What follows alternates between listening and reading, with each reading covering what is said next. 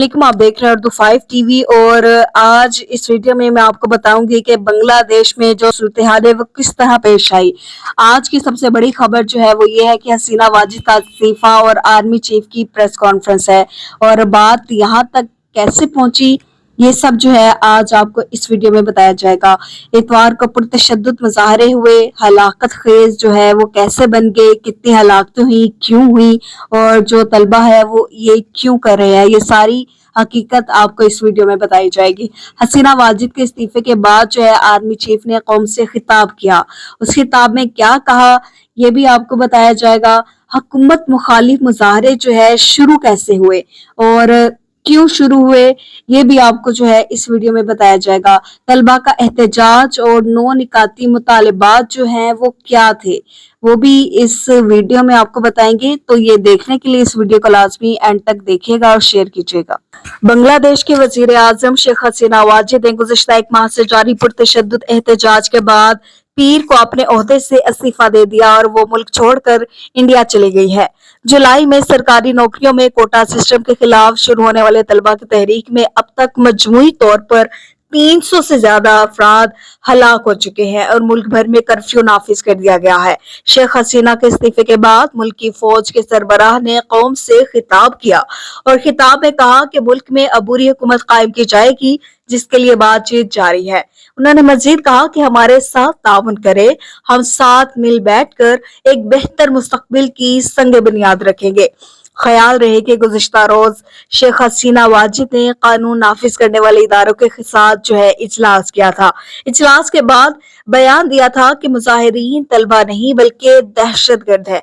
मतलब कि हसीना वाजिद ने जो तलबा थे जो एहतजाज कर रहे थे उनको दहशतगर्द करार दे दिया। मतलब बांग्लादेश के जो रिहायशी है, जो वहाँ कौम है, उसको उसी मुल्क की वजीर आजम ने दहशतगर्द जो है करार दे दिया और ये भी कहा कि मुल्क को गैर मुस्तहकम करने की कोशिश कर रहे हैं। बांग्लादेश में पुरतशद्दुद मुजाहरों के बाद ये मामला जो है शेख हसीना वाजिद के इस्तीफे तक कैसे पहुंचा, आइए आपको बताते हैं।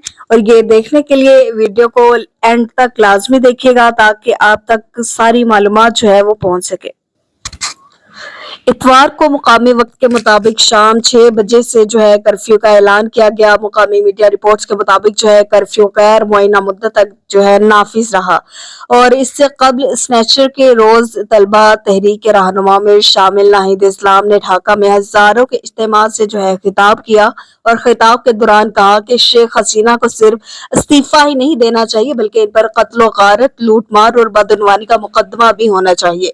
दारुल हुकूमत ढाका में मोबाइल फोन्स पर इंटरनेट की सहूलत मुअत्तल कर दी गई थी और अब जो है दोबारा बहाल कर दी गई है। इंटरनेट की सहूलत फराहम करने वाली बाज़ कंपनियों ने मुकामी मीडिया को बताया कि हुकूमत की जानिब से अहकामात मसूल होने पर उन्होंने सर्विसेज जो है वो मुअत्तल की थी। बांग्लादेश में मुजाहिरीन ने इतवार से शुरू होने वाली मुल्क गेट सिविल नाफरमानी की तहरीक का ऐलान कर दिया और शहरियों पर जोर दिया कि वो टैक्स या कोई बिल अदा ना करे। तलबा की जानिब से तमाम फैक्ट्री और पब्लिक ट्रांसपोर्ट को बंद करने का भी मुतालबा किया गया है। मुल्क की मौजूदा सूरत हाल के पेश नजर साबिक आर्मी चीफ और आर्मी अफसरान ने मुल्क के मुसल्लह अफवाज से आम तलबा के हजूम का सामना न करने की अपील की है।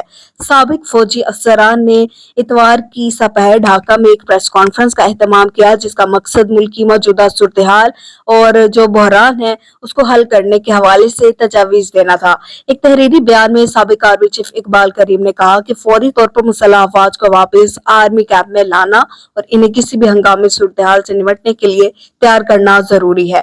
उन्होंने कहा कि मैं आपसे दरख्वास्त करता हूं कि इस बहरान को बातचीत के जरिए हल करने के लिए पहल करें। मुहिब वतन मुसल्लह अफवाज को तलबा के हजूम का सामना नहीं करना चाहिए। आगे बात कर लेते हैं। हसीना वाजिद के इस्तीफे के बाद जो है वहाँ के आर्मी चीफ ने कौम से खिताब किया और उस खिताब में उन्होंने क्या कहा। बांग्लादेश के वजीर आजम जो है शेख हसीना के इस्तीफे के बाद मुल्क की फौज के सरबराह वक़ारुज़्ज़मान ने जो है खिताब किया और मुल्क में एक अबूरी हुकूमत जो है वो कायम की गई। پیر کو جو ہے یہ آج مطلب خطاب کیا گیا، اور خطاب کے دوران بنگلہ دیشی جو فوج کے سربراہ ہے وقار الزمان کا کہنا تھا کہ وزیر اعظم نے استعفیٰ دے دیا ہے، ہم ایک عبوری حکومت بنائیں گے، صبر کا مظاہرہ کریں۔ انہوں نے احتجاجی مظاہرین کو مخاطب کرتے ہوئے کہا کہ ہمارے ساتھ تعاون کریں، ہم ساتھ مل کر ایک بہتر مستقبل کی سنگ بنیاد رکھیں گے۔ شیخ حسینہ عہدے سے مستعفی ہونے کے بعد ایک ہیلی کاپٹر کے ذریعے پڑوسی ملک جو ہے انڈیا پہنچ چکی ہے۔ بنگلہ دیش میں ہفتوں سے جاری پرتشدد مظاہروں میں اب تک 300 سے زیادہ افراد ہلاک ہو چکے ہیں۔ فوج کے سربراہ وقار الزمان نے احتجاجی مظاہرین کو یقین دہانی کروائی کہ ہر قتل کی تحقیقات کروائیں گے۔ انہوں نے کہا کہ میں تمام سیاسی جماعتوں کے رہنماؤں سے بات چیت کر چکا ہوں، میں نے سول سوسائٹی کے اراکین سے بات کی ہے، فوج ملک میں امن و امان برقرار رکھے گی۔